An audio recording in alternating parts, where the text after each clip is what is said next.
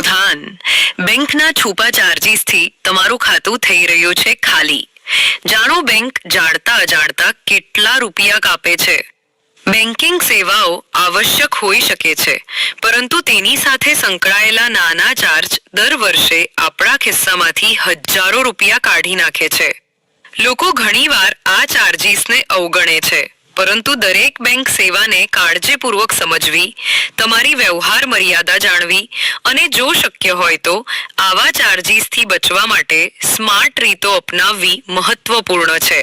જાણો વિગતે. આજકાલ દરેક વ્યક્તિ બેન્કિંગ સેવાઓનો ઉપયોગ કરે છે, પછી ભલે તે ઓનલાઈન હોય કે ઓફલાઈન. પૈસા ટ્રાન્સફર કરવા હોય, ચેક ક્લિયર કરવા હોય કે એટીએમમાંથી રોકડ ઉપાડવા હોય, બેન્કિંગ સિસ્ટમ આપણા જીવનનો એક ભાગ બની ગઈ છે. પરંતુ શું તમે ક્યારેય નોંધ્યું છે કે દર વર્ષે ફક્ત ચાર્જના નામે તમારા ખાતામાંથી કેટલા પૈસા કાપવામાં આવે છે? બેંકો વિવિધ નાની ફી લાદે છે, જે તમારા ખિસ્સા પર નોંધપાત્ર અસર કરે છે. તમને ખબર પણ નથી. ચાલો જાણીએ કે આ ચાર્જીસ શું છે. નંબર 1, રોકડ વ્યવહારો પર ચાર્જ. મોટાભાગની બેંકો ચોક્કસ મર્યાદા સુધી જ મફત રોકડ જમા અને ઉપાડની સુવિધા આપે છે. આ મર્યાદા ઓળંગતાની સાથે જ બેંક 20 થી 100 રૂપિયાનો ચાર્જ વસૂલ કરે છે. આ ચાર્જ દર વખતે લાગુ પડે છે, તેથી મહિનામાં ઘણી વખત રોકડ ઉપાડવી તમારા ખિસ્સા પર નોંધપાત્ર બોજ બની શકે છે. નંબર 2, લઘુત્તમ બેલેન્સ ન રાખવા બદલ દંડ.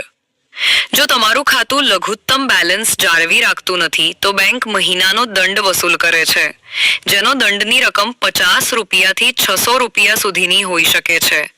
ઘણા લોકો આને અવગણે છે અને ધીમે ધીમે મોટી રકમ ગુમાવે છે. Number 3, IMPS transfer fee. જ્યારે મોટાભાગની બેંકો આજકાલ NEFT અને RTGS ટ્રાન્સફર માટે કોઈ ફી લેતી નથી, IMPS ઇન્સ્ટન્ટ મની ટ્રાન્સફર હજુ પણ ફી વસૂલ કરે છે. આ ફી 1 થી 25 રૂપિયા સુધીની હોઈ શકે છે અને વારંવાર ટ્રાન્સફર ખૂબ ખર્ચાળ હોઈ શકે છે. નંબર 4, SMS ચેતવણી કપાત. તમારા ખાતામાં ટ્રાન્ઝેક્શન કરવામાં આવે ત્યારે તમને જે SMS મળે છે તે મફત નથી. બેંક દર 3 મહિનામાં SMS આપવા બદલ 15 થી 25 રૂપિયા કાપે છે. આ રકમ વાર્ષિક 100 રૂપિયા સુધી પહોંચી શકે છે અને લાખો ગ્રાહકો સાથે બેંક નોંધપાત્ર આવક મેળવે છે. ચેકબુક અને ચેક ક્લિયરન્સ ચાર્જ. બેંક સામાન્ય રીતે પહેલા થોડાક ચેકના પેજ મફતમાં આપે છે, પરંતુ તે પછી દરેક વધારાની ચેકબુક માટે ફી હોય છે. વધુમાં, જો તમે 1 લાખ રૂપિયાથી વધુનો ચેક ક્લિયર કરો છો તો તમારે 105 રૂપિયા સુધીનો ક્લિયરન્સ ચાર્જ પણ ચૂકવવો પડશે. નંબર 5, વારંવાર ATM ઉપાડ પર ચાર્જ લાગશે. દરેક બેંક મહિનામાં ફક્ત 4 થી 5 વખત મફત ATM રોકડ ઉપાડની મંજૂરી આપે છે. ત્યારબાદ દરેક ઉપાડ માટે 20 થી 50 રૂપિયાનો ચાર્જ વસૂલવામાં આવે છે. જો તમે બીજી બેંકના ATMમાંથી પૈસા ઉપાડો છો તો ચાર્જ વધુ હોઈ શકે છે. Number 6, debit card charge. માત્ર આ જ નહીં, ડેબિટ કાર્ડ માટે વાર્ષિક 100 થી 500 રૂપિયા ફી પણ વસૂલવામાં આવે છે.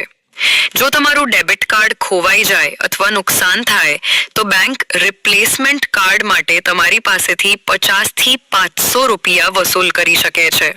જો મિત્રો આ માહિતી તમને ખૂબ જ અગત્યની લાગી હોય અને વિડીયો ગમ્યો હોય તો વિડીયોને અન્ય ગ્રુપમાં ફોરવર્ડ કરવાનું ભૂલશો નહીં, જેથી વધુમાં વધુ મિત્રો માહિતીનો લાભ લઈ શકે અને આપણા મિત્રો વર્તુળમાં જાગૃતતા વધે. જો આવા જ વિડીયો તમારે જોવા હોય, સાંભળવા હોય અને ગમતા હોય તો આ ચેનલને સબસ્ક્રાઇબ કરી વિડીયોને ફોરવર્ડ કરવાનું ભૂલશો નહીં. ખૂબ ખૂબ આભાર.